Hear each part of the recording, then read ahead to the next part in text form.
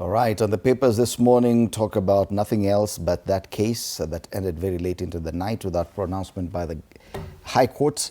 We start off with the Standard, condemned, and they have a very interesting image of the former deputy president pale. Hadi unaona, yani wamezoom mpaka unaona hair follicle on his facial skin. Mpaka kumbe kuna ndevu siko najua. Impeachment upheld, kuna ile stamp, condemned unfairly by the executive, legislature and judiciary. Now this one, they make their own analysis that this was unfair. Yeah, Standard on Ajita, the bold newspaper, and they say this is an absurdity. Although the High Court found flaws in parts of the impeachment process of former Deputy President Rigathi Gachagua and awarded him 50 million shillings in damages, which they said, it upheld that the Senate's vote to remove him from office stands, dealing a major blow to his bid for political redemption and causing confusion in the rule of law. With the ruling effectively locking him out of public office unless overturned on appeal, the former deputy president now faces the toughest battle of his political career. Gashagua must now chart a new course as questions mount over his influence in Mount Kenya, his leverage within the opposition, and his path to the 2027 political contest. So both legal and political implications. One, legal. How can a court say your rights were violated and even award you money, compensation, then say, haiwezi pita hapo sasa, tumekupatia do. It means the first prayer that he was unfairly impeached stands. I don't know. We'll have a lawyer in studio and he'll be telling us exactly what this. Is that a possible grounds for the appeal before the Court of Appeal? That yes, this court admitted that my rights were infringed and even gave me compensation, then how come they did not go with my prayers, you know? So they quote one of the very vocal lawyers, especially on social media, Ahmed Nasser Abdullahi, ule wanamuitanga Grand Mula. Anasema, under Article 25C of the Constitution, the right to fair trial is a non-derogable right. So how can the court make quasi-constitutional excuses on amorphous grounds in its refusal to set aside the impeachment of Honorable Rigathi Gachagua? The Gachagua judgment, in my humble opinion, is on a shaky, shallow, soggy, and something I don't know, soil. So that's a question. And you know, this lawyer is very critical of anything Rigathi Gachagua. Oh, Grand Mula. He is not a supporter of Rigathi Gachagua at all. But now, when it comes to law, that's a good thing about him. When it comes to matters legal and law and constitution, he does not, there's no bias. This is a law. Even him is wondering, how can the court admit that there was infringement of his rights and even award him compensation, and then fail to set aside the impeachment? I don't know. So the only thing that stands there is that they are arguing that they do not want to create a constitutional crisis. That is the only argument that would stand. Yes. That would justify Rigathi Gachagua being awarded 50 million shillings. Yes, so because they didn't want to create a situation where there are two deputy presidents. What if Gachagua says that he does not want to be deputy president? Which he said he had declared before that he probably he did not tell the court. You see, unless you go tell the court, I'm not interested in this. So the only problem is creating a constitutional crisis, which even the courts are allowed to do that. That any pronouncement you make should not create a crisis. As a court, you cannot come to create a crisis, and that's what they did. But they may have given Rigathi Gachagua a lifeline by saying that indeed his rights were violated. So it's still a very interesting story here, and Ahmed Nasser Abdullahi, who's a senior counsel, agrees with that. And that's why the Standard calls it an absurdity. Unfairly, condemned unfairly by the executive, legislature, and the judiciary. Interesting. So this story has gotten quite some coverage. You wanted to say something? Yeah, you remember when I was starting, I was saying something that Charles Kanjama had said regarding this case. And he's quoted somewhere, the People Daily this morning. He says the Court of Appeal can alter any aspect of the High Court's decision, that the appellate court may uphold or overturn the impeachment, revise the compensation, or reconsider whether fair hearing rights were violated. So kama wanaenda Court of Appeal, then court might overturn the impeachment. It's not done until it's done. Right. I'm trying to see where else. Yes, pages 4 and 5. Court upholds Gashagua's ouster, awards him 50 million shillings.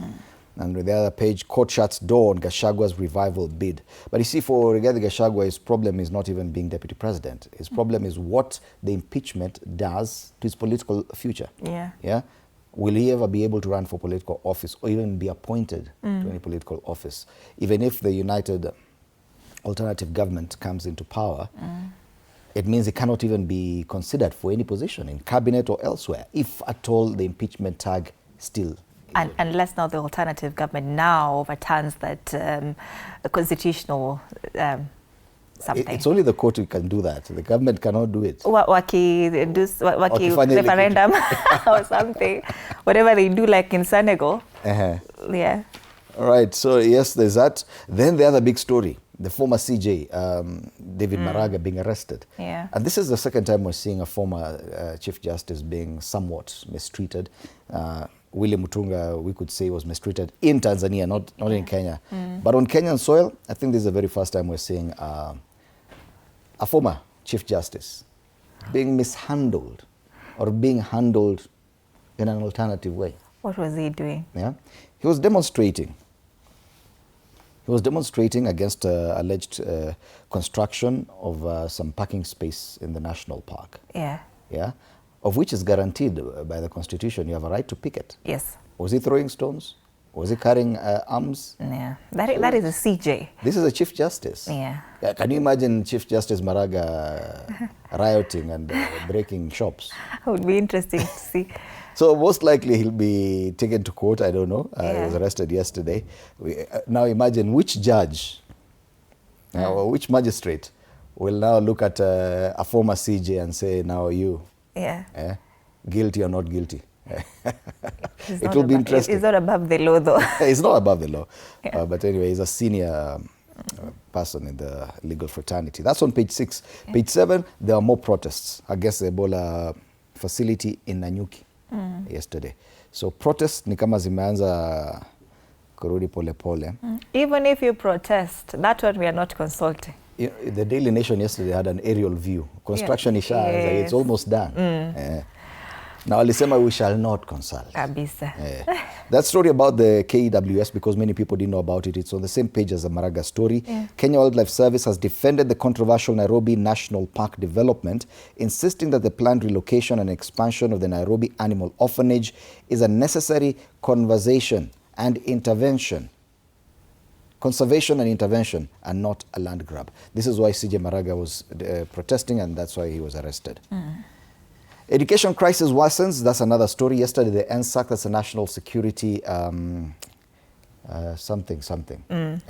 Yes. They met yesterday. Many people would have expected that they would say, okay, fine, schools close. All the schools go home. Yes. They did not. So, hiyo bado iko. All right, so those are the main stories on the front page, at least the first 4, 5, 6 pages. Then, when you go to the back page of this paper, that's a standard, it's definitely the World Cup. Lionel Messi, 38 years old, and he'll be playing in the World Cup. The evolution of Messi from dazzling winger to veteran who barely runs. The 36-year-old is preparing for his 6th World Cup. He's one of the luckiest players. 6 World Cups are many. So it's a special feature on Lionel Messi, who plays for Argentina. And in the inside pages of the sports area, a World Cup for them, not us. Fans' anger as U.S. travel bans and visa restrictions to World Cup tournament. Imagine, there's one referee who hails from Somalia. He was to be, I think, one of the few African referees there. He's been denied a visa to the U.S. He's been denied entry. Why? U.S. visa restrictions. So who goes, who doesn't? That means even fans may not be able to travel to go watch the World Cup in the US. That's why they're saying, fans are angry and saying that's their World Cup. Wale wa DRC wanaenda. Why do we even take the World Cup to the US? It is one of the most visa restrictive countries. How will we enjoy the World Cup if we cannot even travel there? Hata kama hatuna pesa, hujui kama tungekuwa tuende. Anyway, that's the standard today. All right, Taifa Leo kinachosubiri Gashagua. Baada ya mahakama kutoa uamuzi jana kuhusu uhalali wa kutumiliwa kwa aliyekuwa naibu wa rais mamlakani, sasa kiongozi huyo wa chama cha DCP anakumbwa na uamuzi mgumu wa kufanya kuhusiana na siasa za uchaguzi mkuu wa mwaka ujao. Wanasema kwamba uamuzi wa mahakama jana kuhusu kutimuliwa kwake serikalini wampa fursa ya kuamua mwelekeo wa kisiasa. And as you've said, maybe the bigger problem sasa kwake is how his political future would look like with this case, how it's going. Lakini unaona hiyo case ya that judgment that courts Senate should award him 50 million Kenyan shillings. I saw Karinyamu posted something and said that, you know, Senate is going to appeal that Senate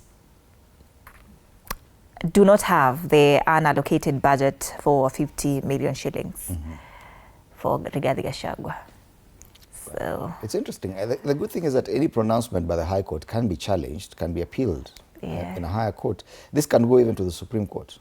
So anyone who feels aggrieved by the pronouncements of the High Court yesterday, you all can appeal. The Senate can appeal. Even Kithure Kindiki can still go and appeal. I don't know what, but because he was the winner here and he was one of those adjoined in the case, even Rigathi Gachagua can appeal. So it's not over. Alright, vidokezo zaidi, simanzi watu 8 wakiangamia ajalini salama.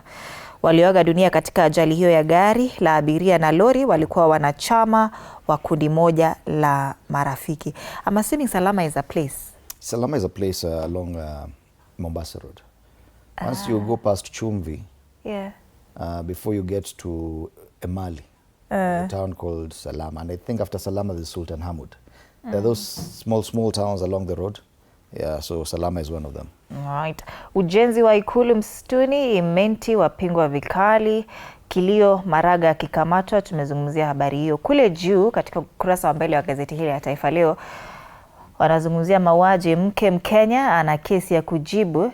Riziki Ari Cherono anahusishwa na mauaji ya mumewe Mholanzi Herman Rowenhorst, ni mzungu. Mabingwa watetezi Argentina wanatisha. Masuala ya spoti pia imezungumziwa katika ukurasa wa mbele wa gazeti hili Taifa Leo. Right, tukitoka kwenye gazeti la Taifa Leo tuangazie Daily Nation. Bado ni masuala ya Gashagua, Gashagua's next steps. Yes, what next for Rigathi Gachagua?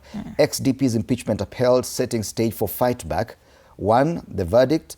The court judgment says the violation of Gashagua's rights under Articles 47 and 50 of the Constitution does not vitiate the impeachment process undertaken under Article 145. So the impeachment stands, but it says his rights were violated. Yeah. Public participation. Court ruled National Assembly held a constitutionally sufficient exercise by providing reasonable notice and multiple channels for engagement for citizens to be heard. Political bias. Court dismissed claims that House speakers and MPs were biased, noting without evidence the allegations were merely suspicions and amounted to political dissatisfaction. We were here and we watched that process. Anyway, the good thing is that the court says, you know, the court can only act on whatever is presented before it. You may have a lot of evidence huko kwa TV na kwingineko, lakini kama uja present you before the court, there's nothing they can do for you. So they say there was no evidence that you presented here to show that the House was biased. Maybe you should have. The IEBC Secretariat did not travel beyond its mandate. It only acted on a repository of information, judges on the clearance of Kithure Kindiki's nomination as DP. All right. So that is the main story. It features on pages 4 and 5. It does not, on the front page, it doesn't talk about what next for Gashagua. It only talks about what the court ruled. Let's take a look at the spread so that we see what else it said. Politically, High Court upholds Gachagua removal from office, setting stage for fight back. But now,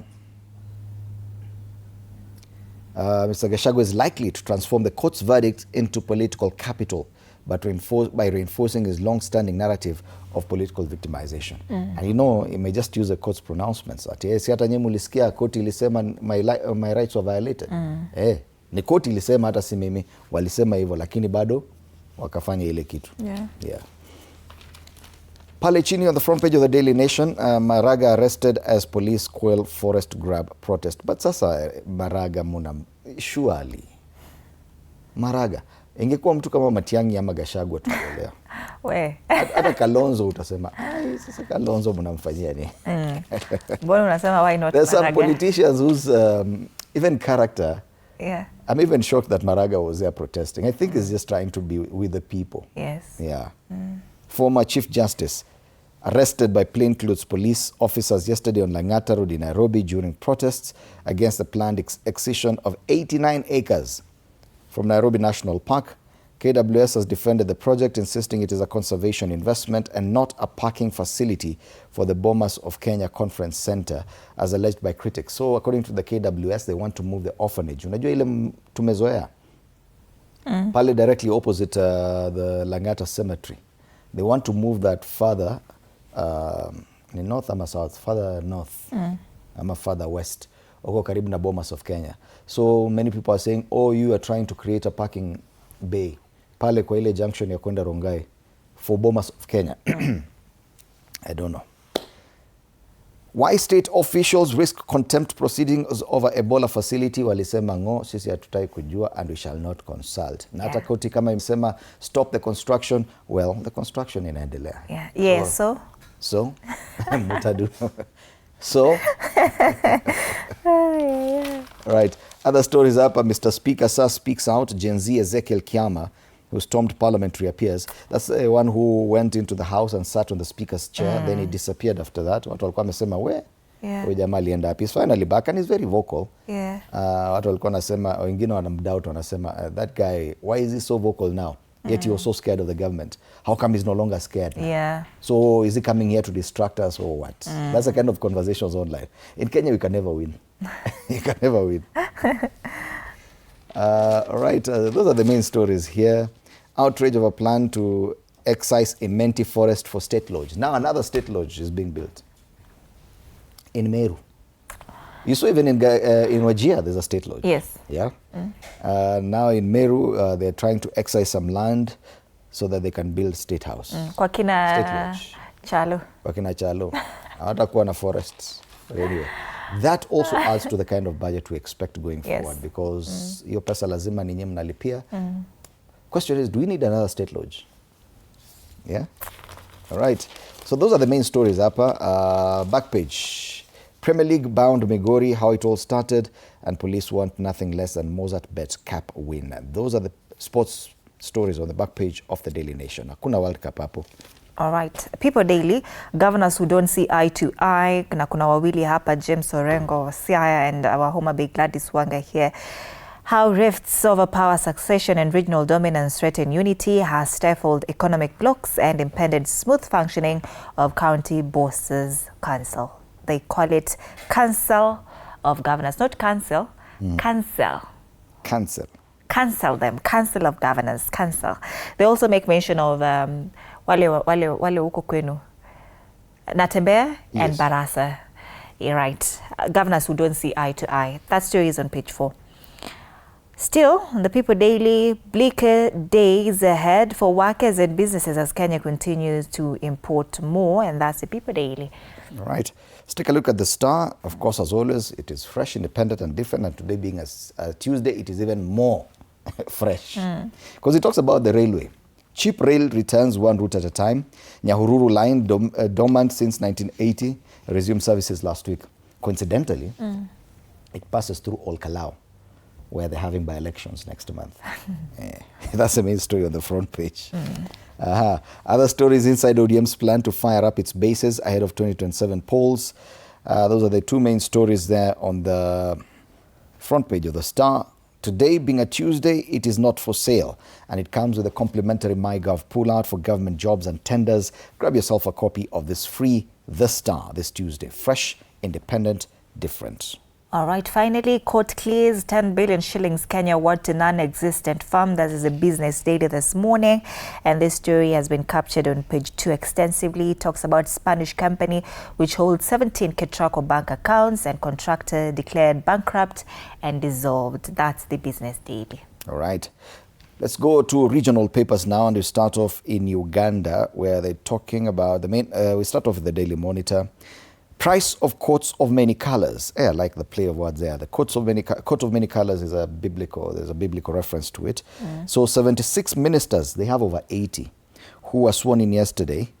They put four of them there. The fate of 4 minister nominees who reportedly hold citizenship of other countries besides Uganda hangs in the balance, with President Museveni calling for a joint report from the head of public service and the Solicitor General on the issue. So wengi hapa kuna wengine ni wa Rwanda, wengine sijui kama kuna Mkenya hapa. But that's the dilemma they're having there.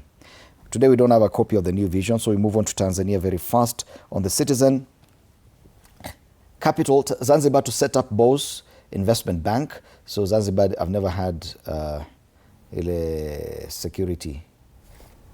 Security is what? Exchange. Now they're going to set up one. Samia's Russia visit still continues being covered. It gave $1.2 billion uranium project fresh impetus. That's the Citizen. Tukiangalia gazeti la Mwananchi kule Bongo, bajeti tunayoitaka ndio habari kuu pale. Kumbuka kwamba bajeti zote 3 ama 4 za nchi za Afrika Mashariki zote zitasomwa tarehe 11 mwezi huu. Hiyo ni Alhamisi wiki hii.